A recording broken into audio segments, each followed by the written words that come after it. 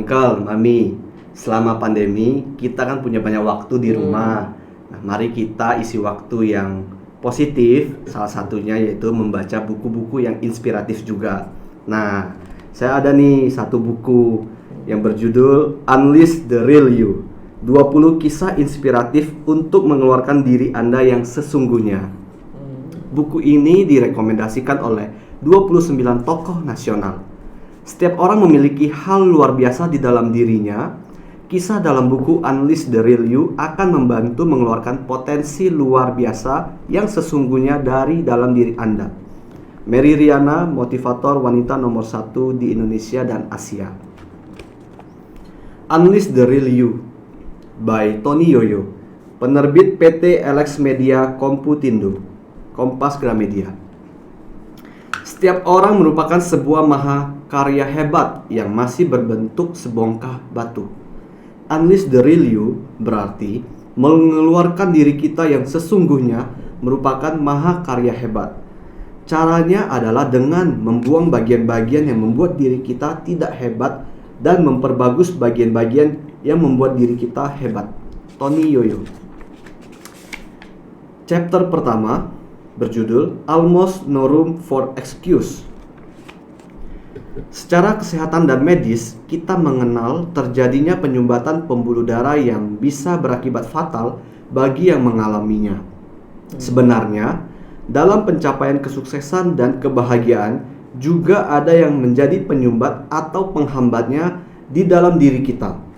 Tidak heran, banyak di antara kita yang masih tertahan dalam perjalanan menuju kesuksesan dan kebahagiaan dalam hidup ini karena adanya penyumbat atau penghambat ini. Salah satu penyumbat atau penghambat utama dalam pembuluh darah kesuksesan dan kebahagiaan kita adalah alasan. Alasan merupakan pembenaran atau alibi untuk tidak meraih hasil yang diinginkan. Kita membuat banyak alasan dalam kehidupan ini. Artinya, kita sendiri yang sebenarnya menjadi penghambat utama dalam meraih kesuksesan dan kebahagiaan diri kita. Alasan menjadi senjata yang ampuh dan sering kita gunakan untuk membenarkan berbagai kegagalan yang kita alami. Nama lain dari alasan adalah excuse, dalih, pembenaran, atau pemaafan diri. Semakin sering kita membuat alasan atas kegagalan yang kita alami, semakin terampil dan terlatih otak kita melakukannya. Akhirnya, terbentuklah kebiasaan dalam diri kita untuk selalu mencari alasan. Kita menjadi seorang ahli dalam membuat alasan. Kadangkala kegagalan belum terjadi, namun pikiran kita sudah menyiapkan berbagai alasan untuk menjelaskan seandainya kegagalan itu benar-benar terjadi nantinya. Bagaimana mungkin kita dapat menang jika kita tidak punya semangat yang memadai karena tersedianya begitu banyak alasan untuk kalah? Alasan dalam berbagai bentuknya membuat kita menyerah dengan mudah, membuat kita merasa sah-sah saja untuk berhenti di tengah jalan perjuangan kehidupan. Alasan pula yang membuat kita tetap merasa terhormat walaupun seharusnya malu dengan diri sendiri, membuat kita merasa wajar-wajar saja sewaktu mengalami kegagalan yang sebenarnya bisa dihindari kalau saja kita tidak mudah membuat alasan. Alasan ibarat virus berbahaya yang memandulkan kemampuan, mematikan kreativitas, mengikis potensi, dan menghancurkan masa depan kita. Melalui alasan, kita berkesempatan menyalahkan semua hal dan situasi dan kondisi yang terjadi. Yang tidak pernah salah hanyalah diri kita sendiri. Jika alasan yang menyalahkan segala sesuatu di luar diri kita ini sering dibuat, tanpa kita sadari akan tertanam dalam pikiran bawah sadar kita bahwa semua itu bukanlah salah kita, melainkan salah orang lain, lingkungan, atau situasi dan kondisi. Alasan yang diterima dan dipercaya akhirnya akan memunculkan kebenaran yang salah mengenai citra dan persepsi diri kita. Ujung-ujungnya, kita dengan mudah menerima kegagalan dan ketidaksuksesan sebagai nasib. Jika itu dibiarkan terus, kita tidak akan pernah sampai ke puncak kesuksesan dan kebahagiaan dalam kehidupan kita. Karena setiap kali mengalami kegagalan atau penolakan, tersedia begitu banyak alasan. Kisah berikut tentang seorang penemu yang barangkali merupakan salah seorang penemu paling terkenal di dunia. Selain penemuannya yang cukup banyak dan fenomenal, catatan berbagai kegagalan yang dia alami pun tidaklah kalah menarik. Sepanjang hidupnya, sudah banyak penemuan yang dia hasilkan untuk mempermudah kehidupan manusia. Salah satunya yang paling fenomenal adalah lampu pijar yang menjadi dasar pengembangan lampu modern. Dia mendapatkan pendidikan formal yang sangat sedikit. Dia dikembalikan oleh sekolahnya kepada ibunya, disertai catatan bahwa prestasi akademiknya sangatlah menjadikan. Ibunya tidak serta-merta menerima hal tersebut. Ibunya lalu mengambil alih pelajarannya. Sejak kecil, dia sudah berjualan di kereta api. Sebagian uang yang diperolehnya digunakan untuk melakukan penelitian dan percobaan kecil-kecilan. Nahas dalam suatu percobaan, kecelakaan menyebabkan hampir cacat. Selain itu, dia mengalami banyak sekali kegagalan dan dalam percobaan yang dilakukan. Dia harus melakukan hampir 1000 kali percobaan sebelum akhirnya berhasil menemukan lampu pijar. Kebakaran besar juga sempat menghabiskan laboratoriumnya. Namun itu semua tidaklah menjadi alasan bagi seorang Thomas Alva Edison untuk berhenti menemukan dan menciptakan. Edison tidak sibuk mencari alasan atas berbagai kegagalan tersebut. Dia malah menjadikannya dorongan untuk terus berkarya dalam menemukan dan menciptakan berbagai hal untuk mempermudah kehidupan manusia. Jadilah pribadi yang tidak mudah memberikan alasan. Jadilah pribadi yang persisten, tekun, punya kekuatan tekad dan determinasi tinggi, pantang menyerah, ulet, berkomitmen, dan berdedikasi. Niscaya kesuksesan dan kebahagiaan dalam kehidupan akan lebih mudah kita raih. Mulailah dari sekarang menerima tanggung jawab terhadap kegagalan diri yang terjadi. Jangan melakukan pembelaan diri dan mencari alasan dengan menyalahkan orang lain, lingkungan, serta situasi dan kondisi.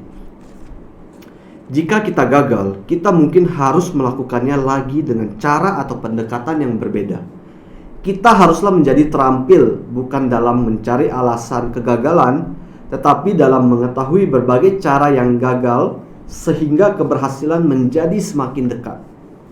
Untuk bisa mengeluarkan diri kita yang sesungguhnya, yakni mengeluarkan seluruh potensi, bakat, dan kemampuan terbaik yang ada dalam diri kita, salah satu prasyarat yang harus dipenuhi adalah mengurangi berbagai alasan yang sering kita munculkan setiap kali mengalami kegagalan tersebut.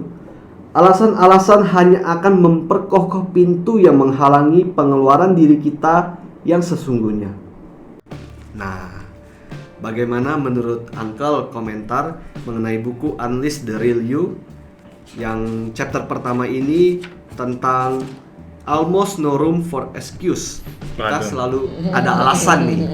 Saya baru mau beralasan ini, jadi nggak bisa. Tadi kepikiran kalau ditanya itu saya beralasan dah tadi, ya kan? Ternyata katanya nggak boleh beralasan.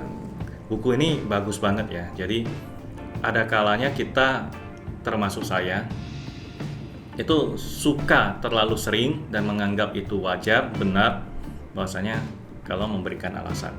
Sebenarnya alasan itu bersifat netral. Kita tetap perlu alasan. Karena sering digunakan untuk hal-hal yang negatif, maka alasan itu jadi terbawa, ya, disepakati adalah sesuatu yang negatif. Ya, jadi dengan beralasan tujuannya supaya kita berhenti, menyerah, tidak melakukan lagi. Nah, itu biasa disebut dengan beralasan. Padahal enggak. Alasan itu bisa kita harus selalu, sebenarnya penggunanya begini. Kita selalu harus mempunyai alasan untuk terus maju, memulai. Ya, memulai, kemudian melanjutkan lagi, tidak berhenti. Kita harus punya dasar kan? Nah, harusnya alasan itu digunakan untuk itu. karena kita sering menggunakan ini dan orang lain juga menggunakan alasan untuk hal berhenti. Nah, ini makanya di buku ini juga mengatakan adalah alasan yang seperti itu. Menyalahkan orang lain, ya, itu sebagai dasar kita untuk berhenti. Saya gagal ini karena ya lingkungan saya begini, pendidikan saya begini, orang tua saya begini, pemerintah seperti ini. Jadi tidak pernah menyalahkan diri sendiri. Jadi selalu orang lain yang salah dah, saya yang benar. Iya. Nah, dengan demikian itu yang disebut dengan alasan. Nah, penyumbatan itu sebenarnya adalah satu tantangan. Itu satu tantangan itu. Tidak kita minta pun akan tersumbat. Jalan kita, ya, termasuk tubuh kita, pembuluh darah kita. Sebenarnya dengan adanya penyumbatan itu adalah hal yang sangat bagus. Loh, Dan kenapa? bisa juga hal yang sangat tidak bagus. Misalkan kalau kita lihat keran air, supaya bisa mancurnya jauh ke depan itu kan harus dipencet ya. Iya, kencang. Malah kita harus hambat ini toh, biar lebih kencang. Nah, bisa juga jadi nggak kenceng. Kenceng nggak kenceng itu sebenarnya bukan dari hambatan. Hambatan itu bisa membuat kita makin sukses, juga bisa membuat kita makin terpuruk. Yang membedakan itu adalah dorongan. Kalau dorongan airnya kuat, itu kenceng banget itu, jauh, kenceng, keras. Tapi kalau dorongannya lembek, ya sudah, dihambat sedikit, mati. Iya. Nggak ada air. Nggak pengaruh ya. Nggak ada air. Jadi hambatan itu yang membuat kita itu bisa berkembang. Kalau dorongan kita kuat, semangat kita kuat. Nah, sebenarnya itulah alasan kita yang positif ya. Dengan adanya gini, saya harus lebih giat lagi. Saya harus mendorong diri saya lagi. Sama seperti kita ngangkat barbel, itu kan sebenarnya menghambat, ya toh. Kita harus berhasil ngangkat ini. Tapi kalau tenaga kita, dorongan kita kurang, nggak bisa ngangkat. Nah, maka kita akan beralasan. Nah, ini alasan yang dipakai itu. Barbelnya terlalu berat. Betul. Nah, banyak orang yang lebih mudah untuk beralasan. Sebenarnya, nah ini sebenarnya lagi yang saya dapatkan dari buku ini. Kalau untuk berhenti, menyerah, tidak mau lanjut, ya udah nggak mau lagi dah, kita nggak perlu beralasan, jauh lebih terhormat. Kenapa nggak mau kerja lagi? Nggak apa-apa, ya toh, dibandingkan kita menyalahkan karena bosnya begini dah, karena corona, karena gini, kenapa nggak mau sekolah? Ya karena sekolahnya gini atau apa? Nggak mau sekolah ya sudah, jangan memberikan alasan. Itu jauh lebih terhormat. Kalau menurut Uncle seperti itu. Biasakan kalau kita sudah mau menyerah, kita jangan memberikan alasan yang menyalahkan orang lain. Karena kita tahu memang saat ini saya sudah menyerah dulu, belum mau. Jadi ya sudah, no excuse. Ya, sejalan dengan buku ini ya. Iya. Wah, luar biasa buku ini. Demikian, Bro. Oke. Selanjutnya komentar atau tanggapan dari Mami mengenai buku ini, Unleash the Real You. Yang pertama tentang alasan. Saya ikut andil kalau ditanya ya, saya sedikit, nggak banyak. Nah, memang kalau saya di pemerhati pendidikan ya, memang sangat prihatin ya, anak-anak sekarang itu pintar mencari alasan. Nah ini ya, nah kita sebagai orang tua, sebagai guru, sebagai pemerhati harus lebih cermat ya, memperhatikan anak-anak ini. Dan alasan ini kalau sudah sekali berhasil, maka dia akan semakin pintar mencari alasan, akan semakin lihai gitu ya. Nah itu kalau tadi mendengar Bro Elbas, Uncle ya, jadi alasan ini seperti penyakit ya. Iya, virus. Itu penyakit virus, jadi kayak penyakit kanker.